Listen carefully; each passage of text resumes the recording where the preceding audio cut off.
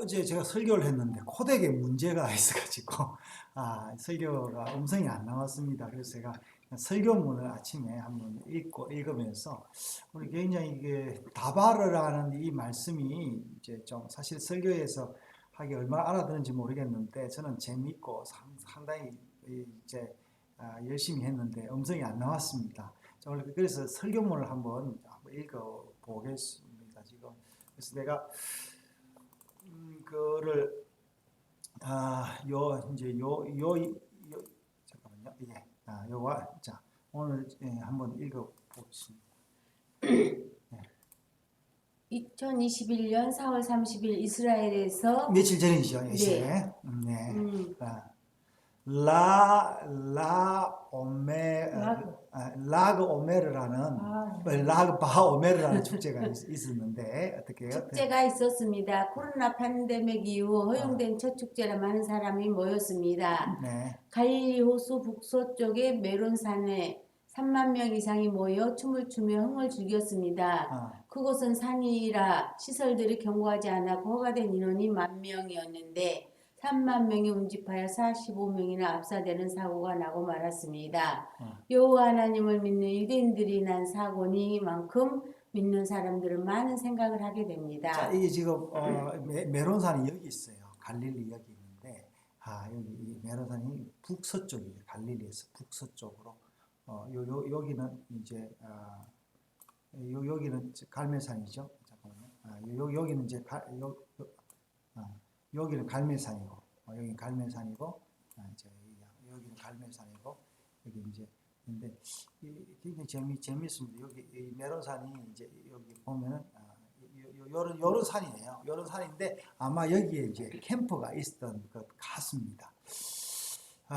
그래서 이제 봅시다. 이 사건은 하나님을 믿는 사람들의 유익과 축복이 무엇인가를 다시 한번 생각하게 합니다.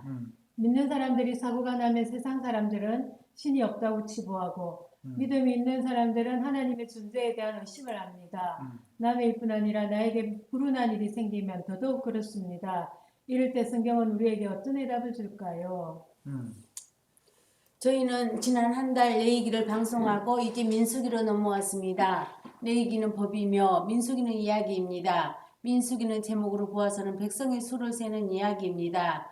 그런데 히브리 제목은 광야에서라는 제목인데 광야에서 모세에게 말씀하셨다라는 1절의 광야에서 여기 미드바르 이 말입니다. 그래서 가져왔습니다. 어근은 다바르입니다. 광야는 히브리 의미로는 말하다, 말, 물건으로 번역됩니다. 네.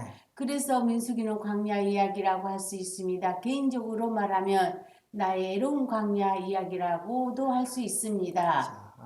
성경은 거의 모두가 광야 이야기입니다. 에덴을 떠나온 인간은 광야밖에는 갈 곳이 없습니다. 하나님을 믿고 성경을 공부하며 에덴으로 갈 수 있을까요?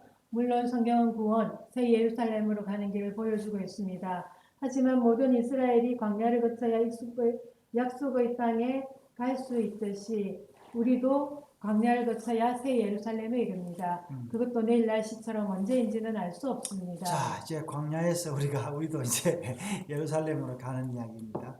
성경에는 법의 힘보다 이야기의 힘이 셉니다. 율법이라고 하면 법조문을 생각하는데 율법서는 창출, 레민신 5의 책으로 대부분 이야기로 형성되어 있습니다. 아담의 이야기부터 메시아의 사도들, 그 너머 작은 애수인 우리들의 이야기도 있습니다. 이야기들은 낙심한 사람에게 힘을 주고 죽은 사람도 살립니다. 자, 성경에 우리 이야기가 여러분 숨어 있습니다. 네. 네.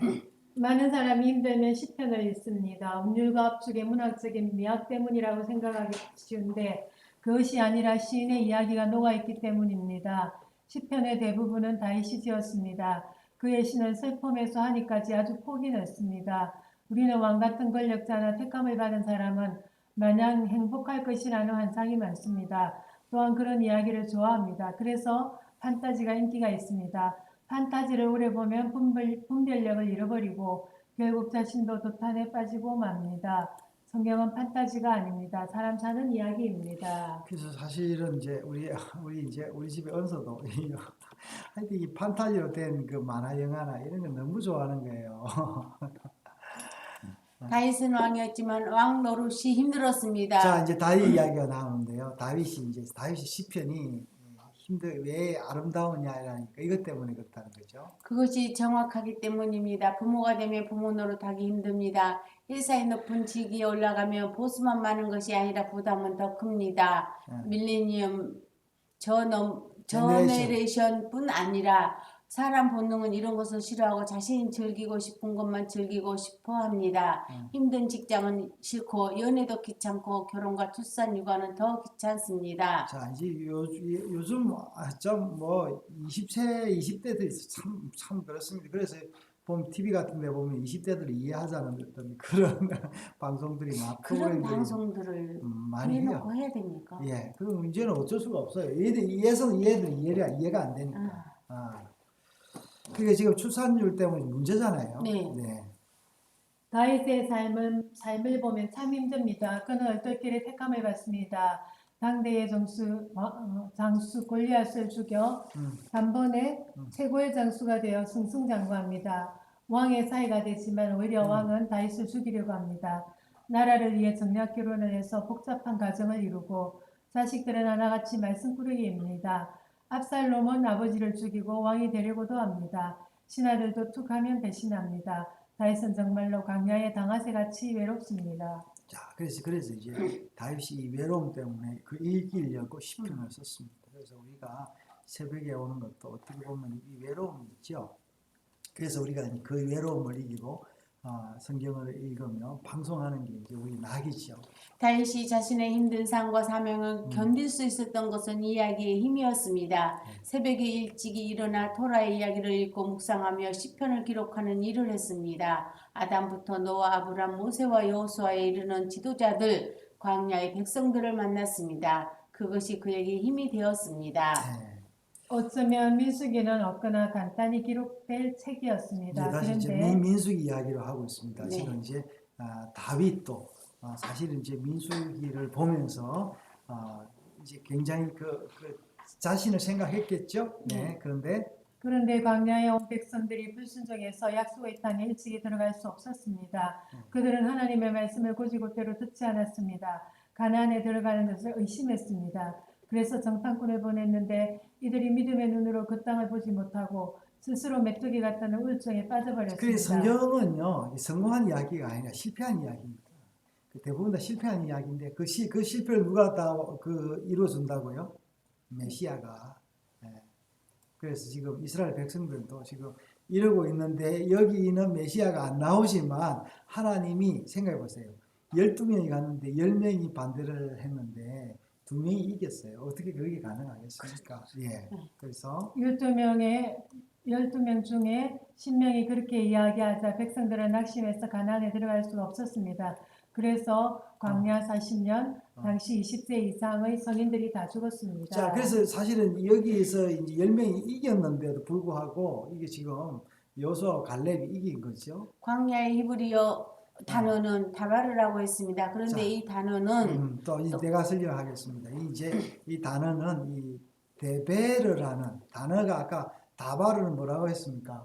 광야라고 했죠. 광야. 이 데베르라는 이렇게 데베르 이렇게 쓰면 뭐냐면 이 성경의 이제 다바르가 말씀 아니에요. 말씀인데 데베르라고 이게 다르게 읽으면은 글자는 같아요. 이 모음이 없으니까 데베르라고 읽으면은 그거는 말씀에서 이제 데베르라고 읽으면 역병이 되는 거예요. 역병이 되는. 그래서 어째 보면은 뭐예요 지금 말씀을 제대로 듣지 않으면은 역병에 걸린다 이렇게 볼 수 있죠. 그러면은 광야도 다바르, 그렇죠. 말씀도 다바르. 역병도 그러면은 역병은 데베르. 이걸 몸에 따라 데베르 그렇게 되는 거죠. 민수기 다음 책이 신명기입니다. 신명기의 한 글의 제목의 뜻은 다시 주어진 율법이란 뜻입니다. 자, 그래서 이제 영어 제목도 디트로노미인데 이거는 이제 이게 여기서 70인역에서 이렇게 되어 있어요. 다시 듣는 게 노모스인데 율법이라는 이런 이야기, 두 번째 율법이라는 이야기인데 이 제목도 히브리 제목도 다바르의 복수인 데바림 이런 거예요. 자, 그래서 이거 보세요. 모세는 새로운 세대에게 다시 말씀을 주었습니다. 어떻게 하나님이 이스라엘을 구원했는지, 백성들이 어떻게 불순종했는지 설교했습니다. 가나안에 들어갈 무렵 20세 이상으로 살아남은 사람은 여호수아와 갈렙뿐이었습니다. 자, 이 불순종한 사람이 다 죽기까지 이제 이거 광야를 떠돌고 있었던 거죠. 네.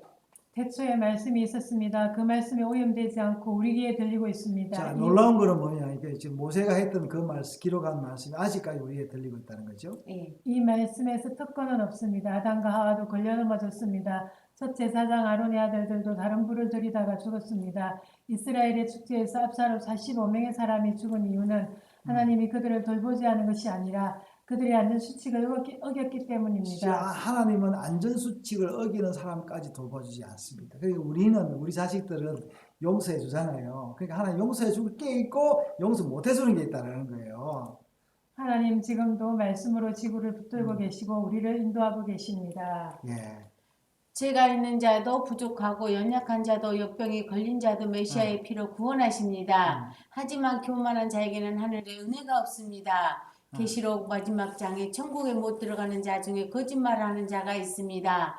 이들은 말씀을 애국하여 판타지를 만들고 즐겨 듣고 그것을 전한 지도자를 의미합니다. 우리 모두 넘어져도 말씀으로 일어나 그곳으로 함께 갑시다. 사실 목사도 잘못하면 말씀을 전하는 게 아니라 판타지를 전할 수 있다는 거예요. 특히 교수들. 예. 그래서 우리가 이제 이런 그 광야의 말씀 잘못하면 어떻게 된다 했어요? 말씀 뭐가 된다고? 네. 역병이 되는 거예요. 역병이 되는 거예요. 광야도 어떻게? 네. 광야도 다발을 했죠. 광야도 다발을. 말씀도 다발을. 역병도 다발을. 그게 어원이 같다는 거예요. 어원이 같다는